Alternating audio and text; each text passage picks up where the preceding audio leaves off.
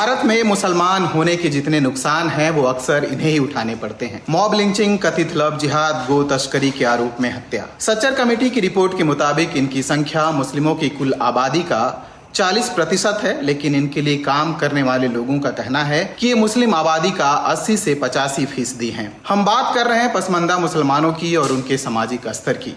हम ये भी बात करेंगे कि एक बार फिर ये राजनीति के केंद्र में क्यों हैं। पसमानदा मुसलमानों के बारे में जानने से पहले हमें मुस्लिम समाज के वर्गीकरण को जानना होगा। हालांकि इस्लाम हर तरह के वर्गीकरण के खिलाफ है, लेकिन भारतीय मुसलमानों में वर्गीकरण है।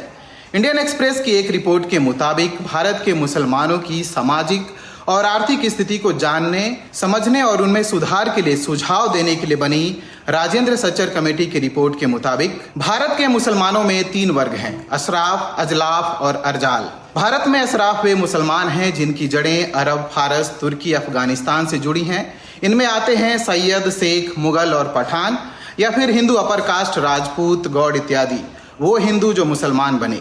दूसरा वर्ग है अजलाफ, यानी मिडिल क्लास से कन्वर्ट हुए लोग, जिन्हें हिंदू ओबीसी के समकक्ष रखा जा सकता है। और तीसरा वर्ग है अर्जाल, जिन्हें हिंदू शेड्यूल कास्ट के समकक्ष रखा जा सकता है, जिसमें आती हैं कामगार जातियां, धोबी, नाई, कसाई, दर्जी इत्यादि। वहीं पसमानदा के शाब्दिक अर्थ पर जाएं तो ये एक फारसी शब्द है जिसका अर्थ होता है जो पीछे छूट गए। पसमानदा एक छत्र पहचान है जिसका उपयोग पिछड़े, दलित और आदिवासी मुसलमानों द्वारा समुदाय के भीतर उनके खिलाफ जाति आधारित भेदभाव को रेखांकित करने के लिए किया जाता है। पसमानदा मुस्लिम शब्द का इस्तेमाल पहली बार भारत में 1998 में राज्यसभा सांसद अली अनवर अंसारी ने किया था, जब उन्होंने पसमानदा मुस्लिम महाज की स्थापना की थी। उनका कहना है कि पसमानदा में दलित मुस्लिम आते हैं, लेकिन सभी पसमानदा दलित नहीं हैं। संवैधानिक रूप से कहें तो हम सभी एक ही कैटेगरी में हैं, ओबीसी।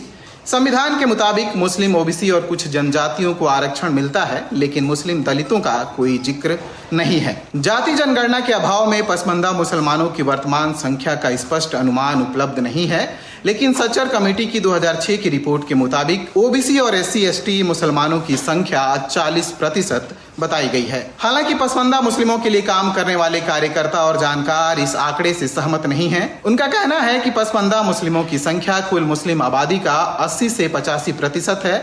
यह मोटे तौर पर 1871 की जनगणना से मेल खाता है, जिसमें कहा गया था कि भारत में केवल 19% मुसलमान ऊंची जाति के थे, जबकि 81% निचली जातियों से बने थे। जस्टिस रघुनाथ मिश्रा कमीशन ने मई 2007 में अपनी रिपोर्ट सौंपी, जिसमें ये माना कि जाति व्यवस्था ने मुसलमानों सहित भारत के सभी धार्मिक समुदायों को प्रभावित किया है। पसमानदा मुसलमानों का कहना है कि मुस्लिम समुदाय के भीतर उनकी भारी संख्या होने के बावजूद नौकरियों, विधायिकाओं और सरकार द्वारा संचालित अल्पसंख्यक संस्थानों और यहाँ तक कि समुदाय द्वारा संचालित मुस्लिम संगठनों में उनका प्रतिनिधित्व कम है। पसमानदा मुसलमानों की प्रमुख मांगों में जाति जनगणना भी शामिल है। इंडियन एक्सप्रेस की खबर के मुताबिक 2014 के लोकसभा चुनाव से पहले कई पसमानदा संगठनों द्वारा पारित एक प्रस्ताव में मांग की गई थी कि दलित मुसलमानों को SC कैटेगरी में शामिल किया जाए और अति पिछड़ी जाति श्रेणी बनाने के लिए ओबीसी कोटा को फिर से डिजाइन किया जाए। केंद्र और राज्य स्तर पर हिंदू, EBC के साथ साथ सबसे पिछड़े मुसलमानों को भी